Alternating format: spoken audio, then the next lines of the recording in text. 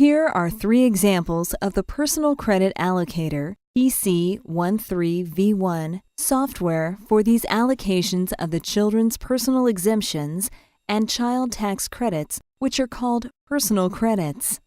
Alternate, keep, or transfer.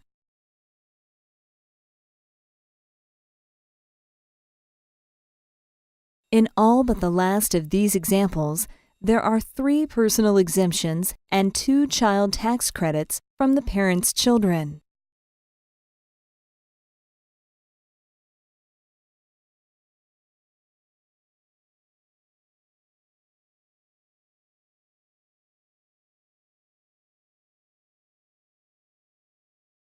Then, some of these allocations are discussed in more detail, and some of the characteristics of the child tax credit are considered.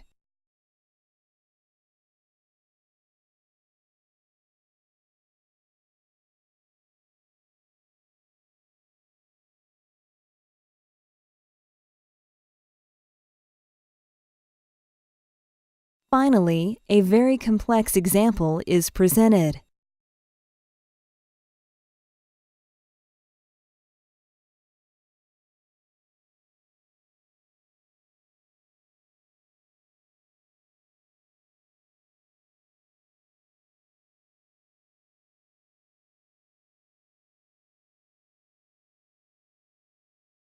This is the first PC13 report where both parents' monthly adjusted gross incomes are $3,850 for the federal and Kansas income taxes.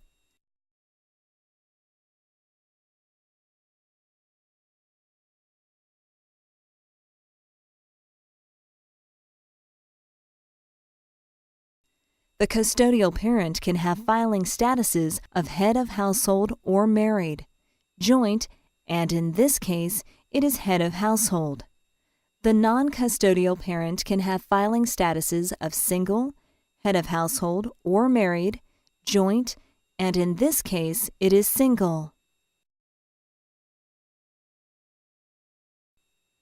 The middle column with the heading Joint are the personal exemptions and child tax credits for the children of the relationship, while the leftmost column has this information for children of the custodial parent, not of the relationship, and the rightmost column for children of the non-custodial parent, not of the relationship. The calculations are straightforward, but note that there is no earned income credit in this report because the value is the same regardless of how the personal credits are allocated.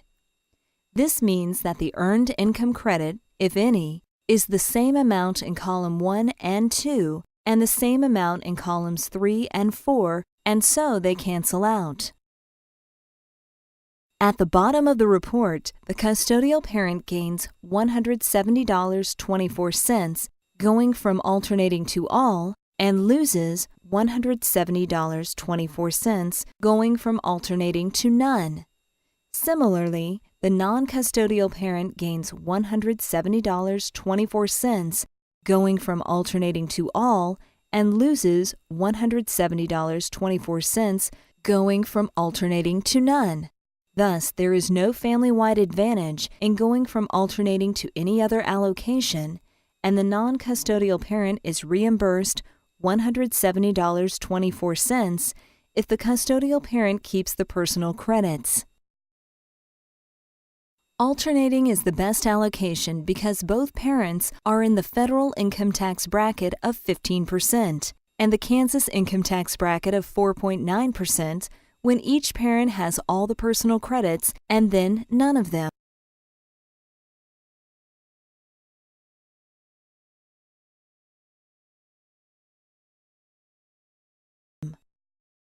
In this PC13 report, the custodial parent's adjusted gross income is $6,000, and the non-custodial parent is 1/4 of that, or $1,500.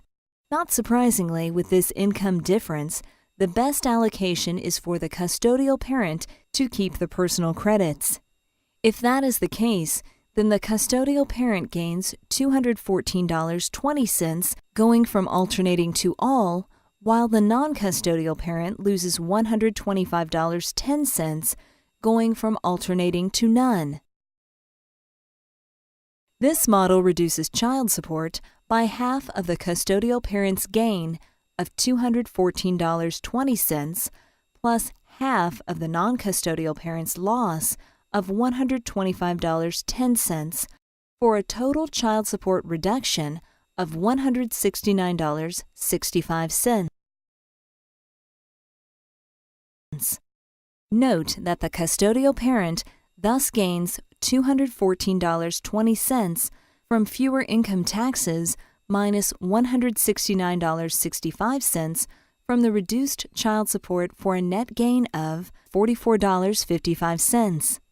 The non-custodial parent gains $169.65 from the reduced child support minus $125.10 from higher income taxes for a net gain of $44.55. The total monthly savings to the family unit is $89.10, or an annual savings of $1,069.20.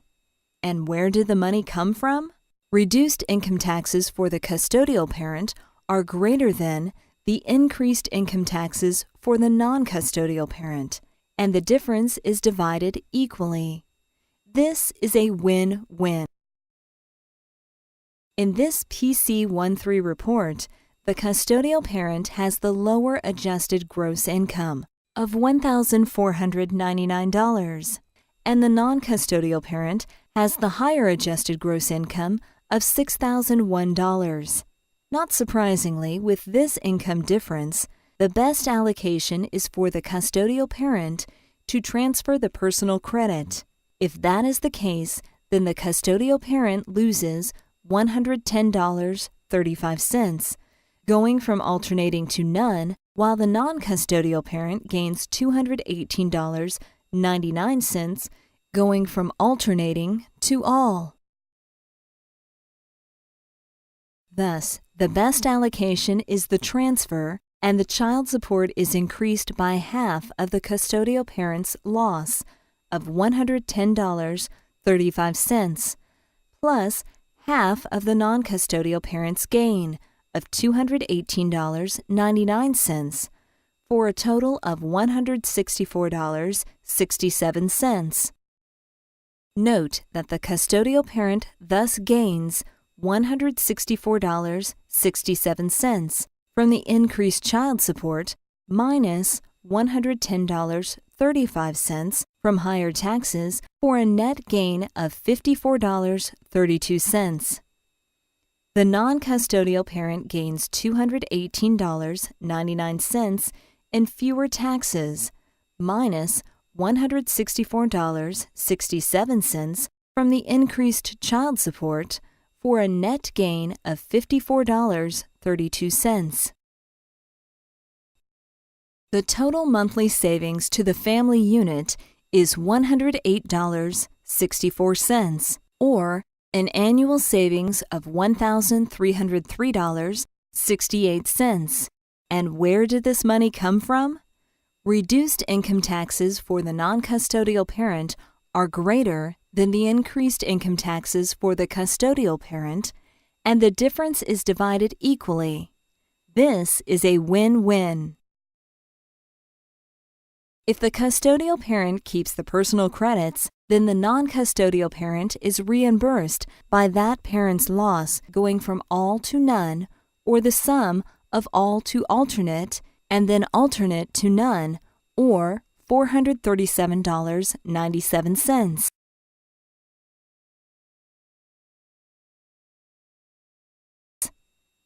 If the custodial parent alternates the personal credits, then the non-custodial parent is reimbursed by that parent's loss going from all to alternate, or $218.99.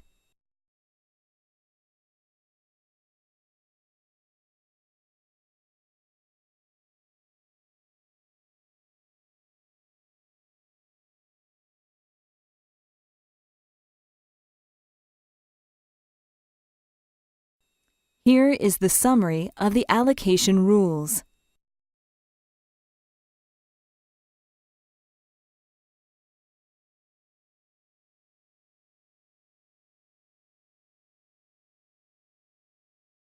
This is the first example with equal incomes when alternating is the best allocation because both parents are in the same federal income tax bracket of 15% and the Kansas income tax bracket of 4.9% when each parent has all the personal credits and then none of them. Note that the non-custodial parent has a total tax of $218.31 when that parent has all the personal credits, and $558.78 when that parent has none of the personal credits. If the personal credits are alternated, then the total income tax is $388.55. The difference between having all the personal credits and alternating is $170.24. Which is the same as the difference between alternating and having none of the personal credits. Here, the adjusted gross income of the non-custodial parent is $2,560, and this time that non-custodial parent has a tax refund of $38.40 when that parent has all the personal credits and a total tax of $302.07 when that parent has none of the personal credits. However, the difference between these two situations and alternating the personal credits is $170.24, just like in the previous example. Alternating is the best allocation because, once again, both parents are in the federal income tax bracket of 15% and the Kansas income tax bracket of 4.9% when each parent has all the personal credits and then none of them. Thus, unequal adjusted gross incomes can still have alternating as the best allocation. Unfortunately, not all equal adjusted gross incomes mean that alternating is the best allocation. Here is one example where the custodial parent is in the federal income tax bracket of 15% and the Kansas income tax bracket of 4.9% when that parent has all the personal credits and then none of them. This time, the non-custodial parent is in the federal income tax bracket of 25% and the Kansas income tax bracket of 4.9% when that parent has all the personal credits.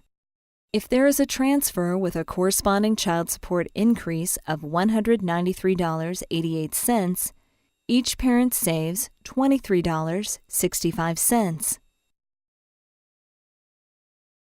All of the previous examples had the child tax credits at full value of $83.33 a child, but that is not always the situation.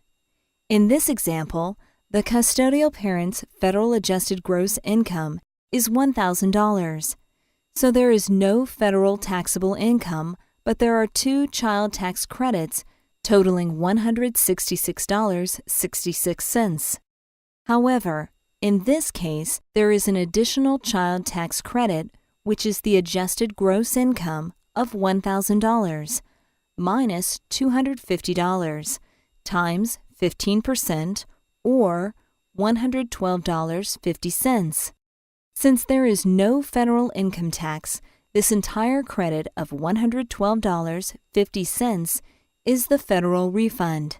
This means that any time either parent's adjusted gross income is more than $250, the best allocation issue arises at this rather low level of adjusted gross income.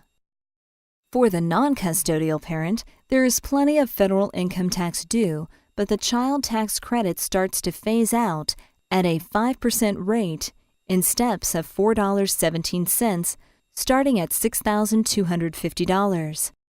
For the non-custodial parent, 5% of $7,000 minus $6,250 is $129.17, which is reduced to $125 under the step formula. However, the best allocation is the transfer of the personal credits. This phase in and phase out for the child tax credit has the strange result that the best allocation is alternating in this case despite the substantial difference in the parents' adjusted gross incomes. A further complication is that the alternation should be as a group. That is, one year the custodial parent gets all the personal credits, and the next year the non-custodial parent gets all the personal credits. If the alternation is on an individual basis, then in this case, the non-custodial parent never gets any child tax credit because one child tax credit is completely phased out at this income level. Finally, this is the most complex example possible. The custodial parent is married and their combined federal adjusted gross income is $6,789.01, with a Kansas adjusted gross income of $1,234.56. PC13 uses the actual federal and Kansas adjusted gross incomes of both parents because it compares the difference between the total tax liabilities of the parents regardless of the reason that the parents got to those tax situations. This doesn't mean that the custodial parent's spouse's income has to be included in the custodial parent's child support income, but it has to be considered because it represents the custodial parent's bottom line in determining the best allocation.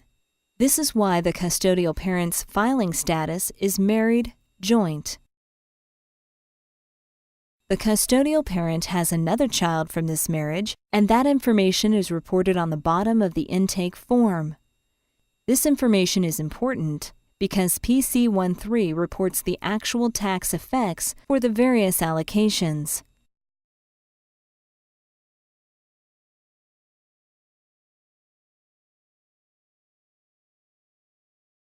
The non-custodial parent has a federal adjusted gross income of $3,896.20 and a Kansas adjusted gross income of $0.00 because that parent resides in Texas where there is no state income tax. That parent has not remarried but has custody of 2 other children not of the relationship, and so can claim the head of household filing status. Once again, it is appropriate to consider these 2 other children because they affect that parent's tax liabilities, and note that one of these 2 children is old enough that it doesn't qualify for the child tax credit. This report requires a little bit of concentration because of all the complexities. Going down the custodial parent's first column with the 3 children from the relationship plus the child of her marriage, the custodial parent's federal minimum standard deduction for filing married, joint, is $1,016.67. There are 2 adult and 4 child federal personal exemptions at $325, each for $1,950.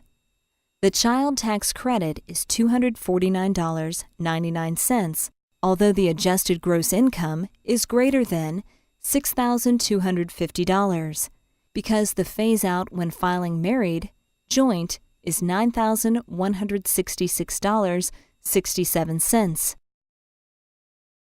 The bottom line is that the personal credits are worth $156.46, going from alternating the personal credits to either having all or none of them. For the non-custodial parent, the calculation is the same, and the personal credits are worth $156.46 to the non-custodial parent, and so alternating is the best allocation with a penalty of $156.46 if the custodial parent doesn't alternate.